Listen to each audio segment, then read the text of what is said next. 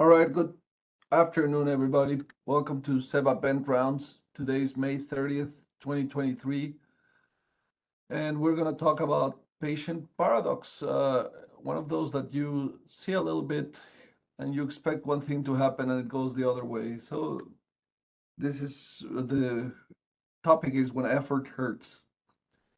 Before we get started, you may have heard this is Paolo Pelosi. He's a physician that revolutionized the field of mechanical ventilation and critical care, and he passed, uh, I believe today. And well, it's a big loss for us. He actually spoke to us at the Virgo meeting, and I just wanted to pay our respects and thank him for all that he did. Evidently, he cannot be present now, but we're very thankful for everything that he has done. So in terms of disclosures, we discussed the particulars of ventilator modes. There's no endorsement of any particular mode, manufacturer, or company. Whatever we say, it's our opinion. It does not represent the Cleveland Clinic. And the host for today, it's myself, Eduardo Mireles, and Rob Chatburn, and you can see our disclosures. Hey, Rob. Hello. So in terms of ground rules, keep your microphone muted. We're open to any items that you want to share with us. Use the chat, questions, comments, or if you want to chat, also put it there and we will then call on you. For the Cleveland Clinic employees, there's CME, and actually for our respiratory therapist on the line, there are CMEs too. And so enter your name in the chat, verify that you did attendance, and this is for everybody anywhere in the country that is a respiratory therapist.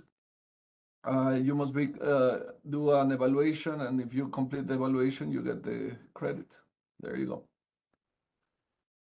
So this slide, we always have to have some mini nuggets in the SEVA VentRounds, and I wanted to just talk a little bit about respiratory drive and respiratory effort, which sometimes get conflated and into the same item, and they're linked. And this is a really good article by Irene Telias in the group from Toronto in the Blue Journal, in which in this cartoon they highlight the respiratory drive. So the drive coming from our respiratory centers sending a signal into our effector, which is the respiratory muscles. And those can be obviously the accessory, but mainly the diaphragm. And so you see here the respiratory drive and then the activity from the inspiratory effort. And this is important because you may have, for example, a patient that has very high respiratory drive but has no muscles, either because of spinal section or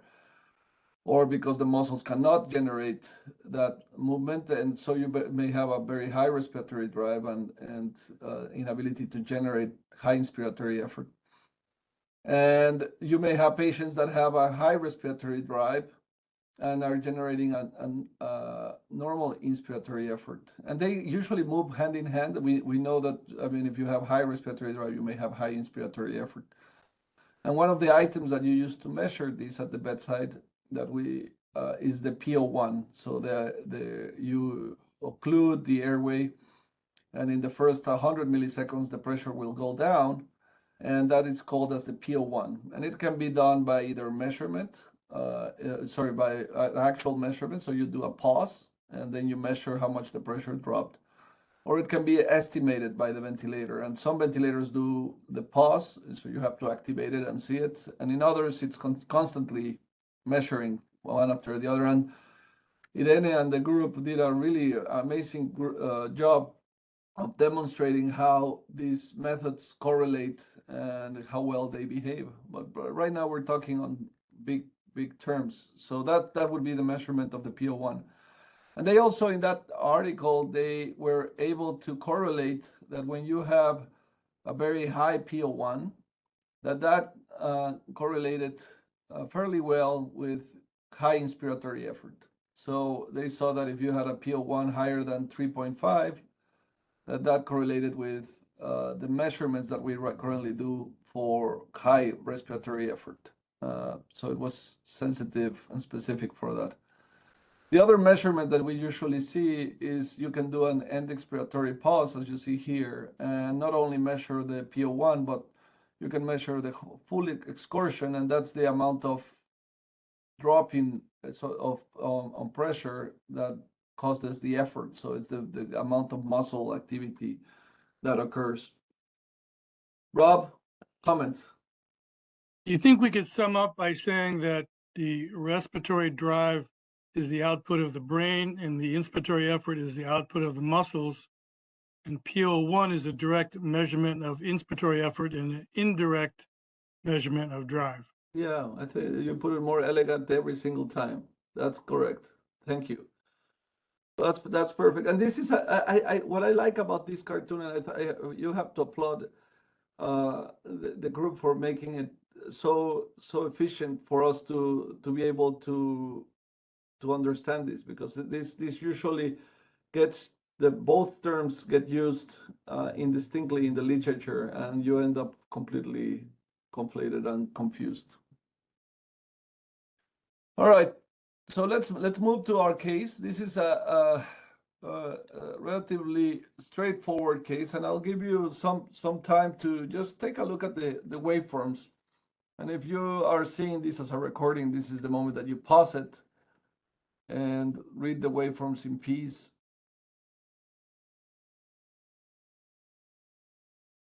And so please enter on the chat what you think is the tag, what is the load, and what PV discordance, if any, you see here.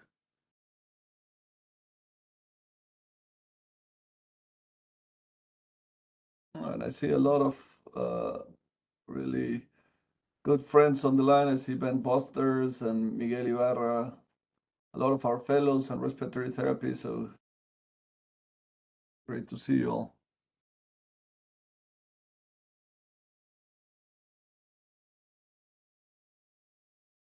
Okay.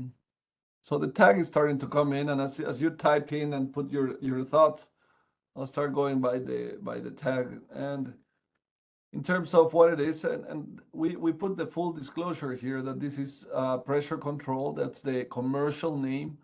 And you have to be aware, and that's why we have the tags, that the commercial name may not necessarily mean what the ventilator is doing. Now, you may know your ventilator very well and know what the tag is.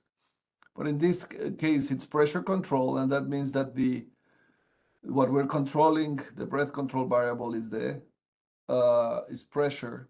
Flow will vary according to the patient effort or respiratory system characteristics. Every breath is mandatory, and what mandatory means is that either it's triggered by the ventilator or it's cycled by the ventilator. So it started by the ventilator or finished by the ventilator. And in this case, you can see that the patient is triggering every single one of them, but the breath is being cycled by the machine. And there's sometimes it's really hard to figure this out by just looking at the waveforms. In this case, whoever set the ventilator did a really good job at setting the inspiratory time to match very nicely the patient effort. And so it's hard for you to see that there is a discrepancy, because if you have an astute enough clinician at the bedside, they can time it. And if the patient is doing very high or consistent effort, all your breath, you can see that fall there. So this is CMB. And finally, it's set point, because you set the variables that the ventilator is going to be delivering, in this case, the inspiratory pressure and inspiratory time. Rob, thoughts here? No, looks good. In terms of load, when you think about the load, remember, we're trying to assess if it's elastic or resistive, or if it's being hidden by the presence of EMAs.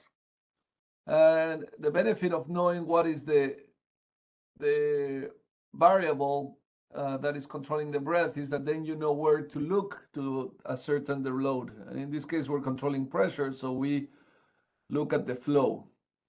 And this should not look like this. Actually, it should look the opposite. It should look like a descending exponential ramp. Instead of that, you see all this area over here.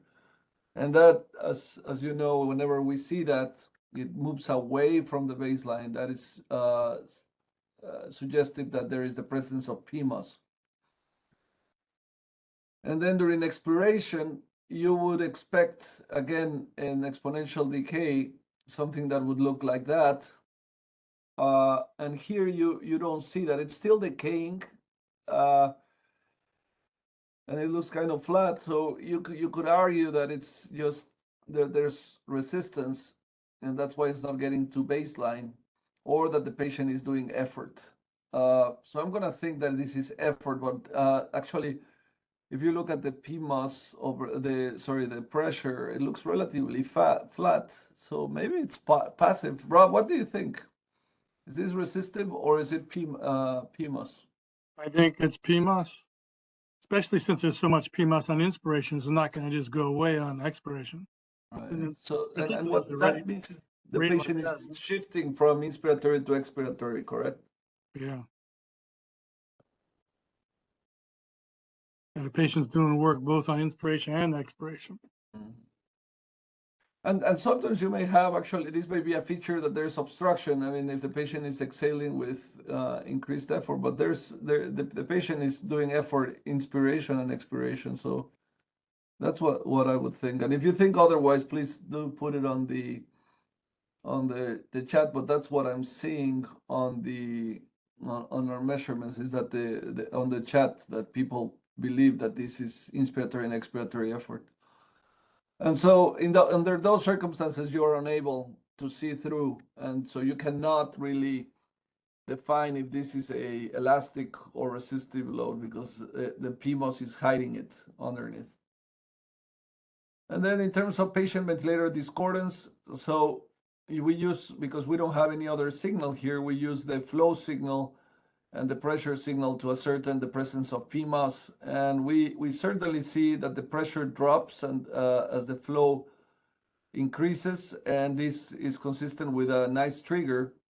A patient trigger, it's flow triggered. And I would say, just viewing this, that it looks like a normal trigger. And I think that many of you put that in your comments. I would say that this looks like a normal trigger. Each breath has a trigger with a drop in pressure. It pressurizes relatively fast. The flow goes from here and crosses directly. So it seems that the patient is just changing from inspiration to expiration really rapidly. In terms of inspiration, the inspiration, here the question is there over assistance or under assistance or severe work shifting? So let's get rid of the things that we know that they are not, that it's not. We know that this is not severe work shifting because the pressure is not dropping below the baseline. So I feel confident that this is not severe work shifting.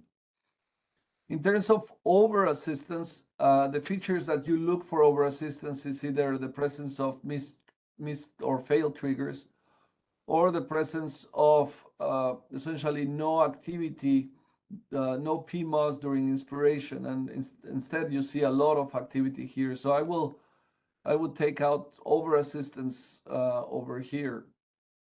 And finally, it's either normal or under assistance. So I mean, this is a patient that is generating a fair amount of work and to take a breath, but the pressure is not going below what it should be. So you could argue that this would depend on what you're seeing with the patient, if there's clinical features of under assistance, or you could call it over assistance. What are your thoughts, Rob? Well, there seems to be a fair amount of work shifting. If you look at the areas that you highlighted in yellow versus black, you could almost say that there's as much work that the patient's doing as the ventilator's doing, roughly. But is that an indication of under assistance, or is that just what the patient's ventilatory drive is telling him to do? Like, getting back to your very first slide, this patient has a larger than normal ventilatory drive, as indicated by the work shifting and the high respiratory rate.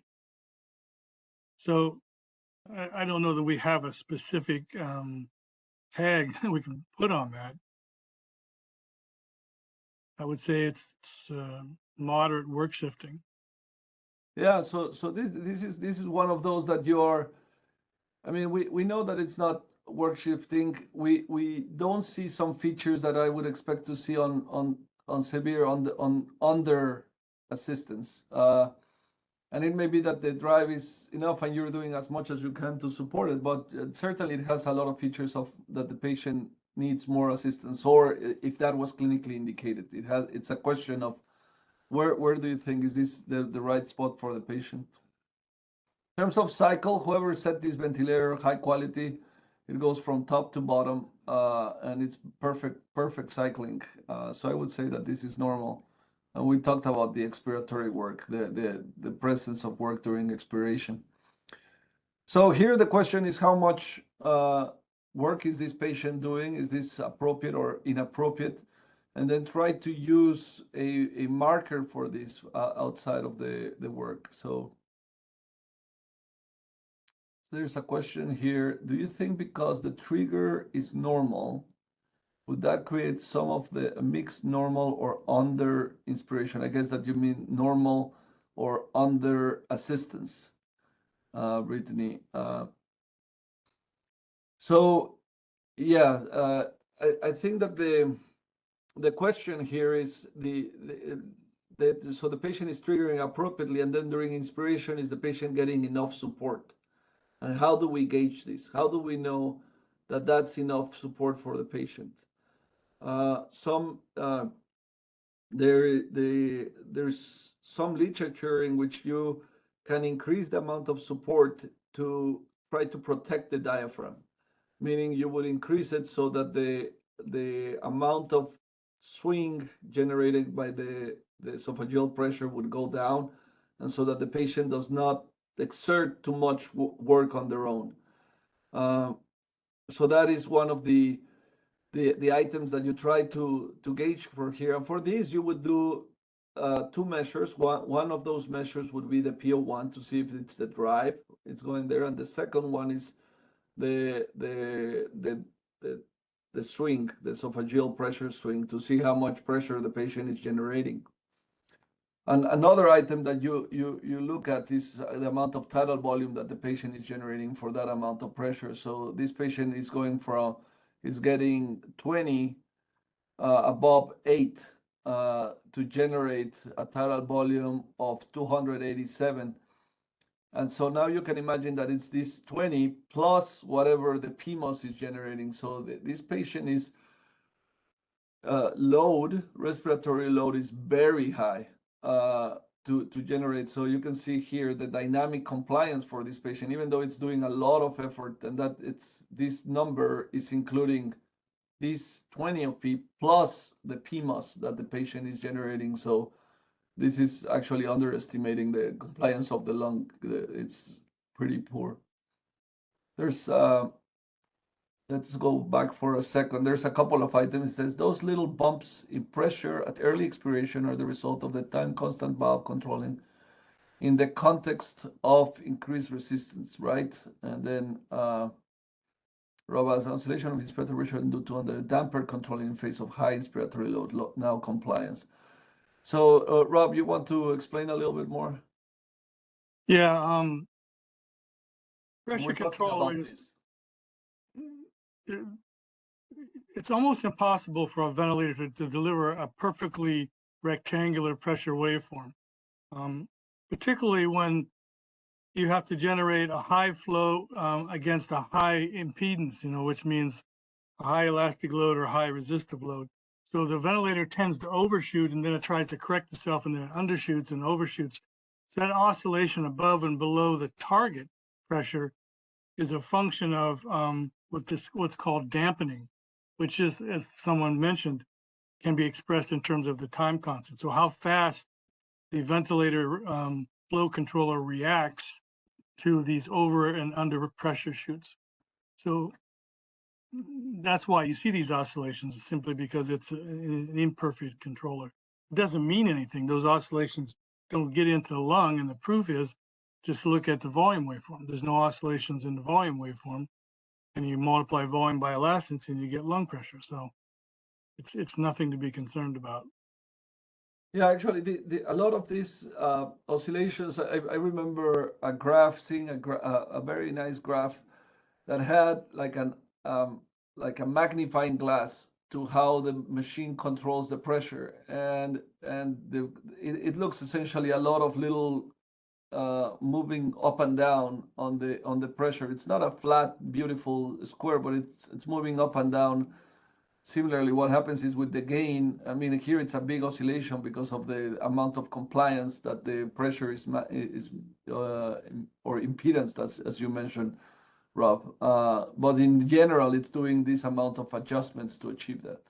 Correct. Yeah, you can think of it as a person walking down the street. They can pretty much stay in the middle of the sidewalk, but if they're drunk, they're going to be oscillating side to side, Yeah. going off into the street. So it's an issue of control theory. The other question that popped up, this is a good question, is can a trigger with increased work to trigger be considered normal? And that adds another variable here, which is, well, what's the trigger PTP? At this point, there is no ventilator that gives you the amount of effort to trigger a breath, Ariel. So you can only go, actually, there's not even a timer for the trigger time. This is all essentially visual assessment of the waveforms, and if you see a major delay, that's how but that just highlights what we're working currently, which is we need to have a standardized measurement, and from there try to define what is what, and work of breathing of the trigger can certainly be high, but right now the only way that you have to assess it is by visual inspection, or the essentially that's basically it. The PO1 is a marker of the drive, not necessarily of how hard you make it for the patient to drive to breathe. Rob? You can think in terms of the pressure time product during the trigger phase. So if you just drew a circle around that right there, that little area, that little black square where you just cut it in, that would be the pressure time product for the trigger phase, which is going to be proportional to the trigger work. So it looks pretty small here. You've certainly seen much bigger ones on patients where the sensitivity was set wrong or something like that. But I would say whoever's fine-tuned this ventilator did a remarkable job. Yeah. So then they did measure, and they put the screen, and now you have the patient again, and still doing a fair amount of work. You can see here it was breathing at 38 breaths per minute. Same settings, and you can see the PO1 as measured on this ventilator. Just to highlight, in this ventilator, the PO1 is calculated breath by breath, I believe. And that's what Irene and their group highlight on their article. So if you're interested on reviewing how these calculations perform, in general, it seems that it underestimates the activity of the patient. But this is just at that threshold that talks about a high drive, high effort that they highlighted on that paper, which was 3.5 for a high effort. Yeah, and also I wouldn't trust the dynamic compliance measurement there. Oh yeah. And on this ventilator, dynamic compliance is defined as the tidal volume divided by the peak pressure minus the PEEP. So that in and of itself isn't very useful because it includes resistance. But in this case, like you said, the PMUS is probably as high as the delta P on the airway. So you have no idea what the actual static compliance is. So let me ask the group now. You have this ventilator waveform, and you can see, well, the drive is high, the trigger is pretty nice, the cycle is pretty nice, the inspiration, there is perhaps some degree of under assistance, but it's not dropping below the baseline. but you have this patient with a high respiratory drive. What would you guys do? What would if you can put in the chat, what would you advise the caregiver?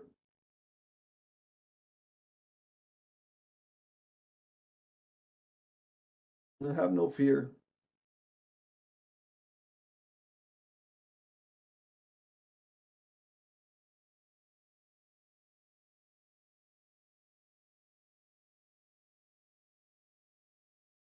Would you change anything? Would you keep it the same? So somebody said, well, change it to pressure control. PCCSBS, which is what we commonly at the bedside, it's a common term for pressure support or SPUNT. So essentially, we take out the timing features for the inspiratory time. So the patient would still be on PEEP of 8.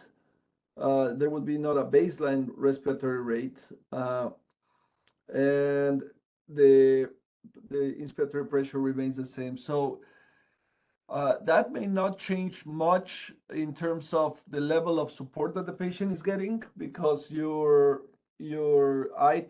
patient is transitioning very nicely at the set eye time at this time. There's a comment. See, the problem is though that he's fine-tuned right now. You walk Yeah. away from the bedside and he probably won't be. So there is an argument for having spontaneous breaths. But if you just switch him to spontaneous breaths at the same inspiratory pressure, he'd probably have a lower tidal volume because he doesn't have as long of an inspiratory time. So you'd have to fiddle with that as well. But I would say that if I saw that as a clinician, I'd ask myself, why does this patient have double the normal respiratory rate? What's the source of his increased drive? Is there something we can do to address that? It might be just because he has really very poorly compliant lungs and he has to breathe that fast because he has a relatively low tidal volume. But what if it was pain? What if it was anxiety? What if it was, metabolic acidosis? What if it was oxygenation problems? All those things would be first thing in my mind to take a look at. Absolutely. I think that's the key item. I don't see a change in ventilator setting as I'm seeing it right now. Obviously, talking about the future makes complete sense that pressure support would be easier to deal with in terms of the eye time and the inspiratory time. But I don't see a change on a ventilator setting that would say, "Ooh, this patient is going to get better. It's going to solve it completely." It's already at 30 of plateau. So you may be saying, well, I could give him more support to see if that drops the amount. But the question is, why is the patient there? That's the key question.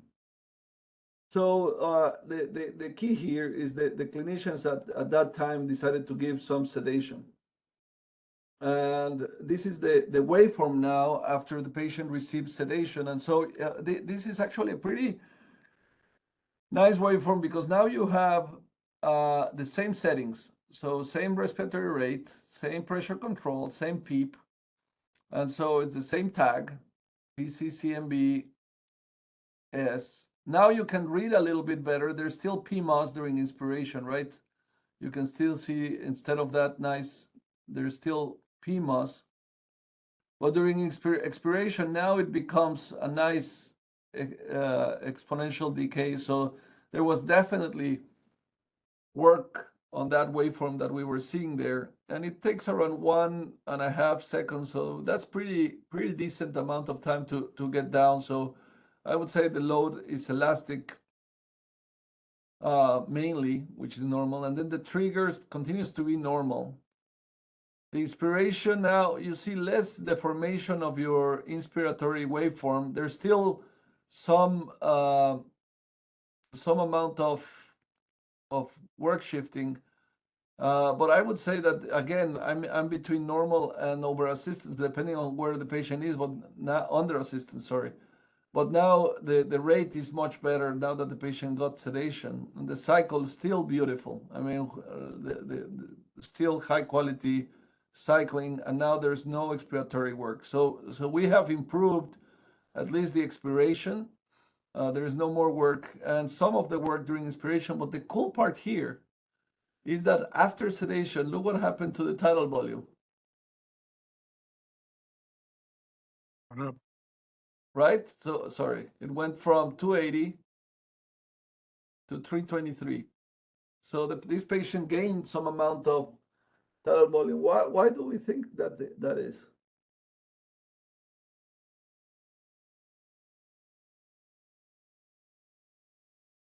Well, if no one's going to give a guess, I'll say he has more complete exhalation. Yeah, And pressure control makes a difference. exactly. So the tidal volume is dependent on the driving pressure, right? So it's the inspiratory pressure minus the total PEEP. Now, you could argue that because we gave the patient now sedation, that we actually dropped the drive. So the driving pressure, the driving pressure that includes the PMO, so we would call it I don't know, how do you call it? The tidal pressure, actually.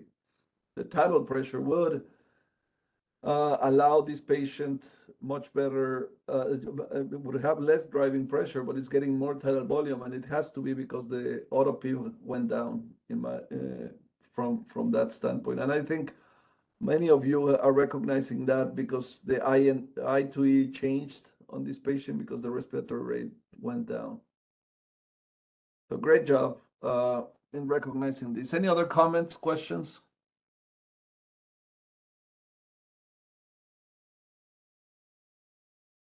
So really good comments here. The codes, that's the code for if you're a staff here at the Cleveland Clinic, just go to my CME, use this code HFCLSCS. And then for all those RTs, there's a link that Ryan just put on the chat, but you can also scan what you see on your screen, and that will take you and give you CRCEs. And as usual, send us your waveforms. There's our emails. Please do so. We love to hear your comments.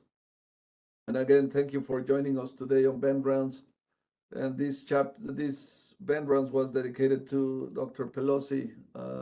We're sorry to have him pass, and we send all our condolences for his family and friends. Thank you all. Have a good day.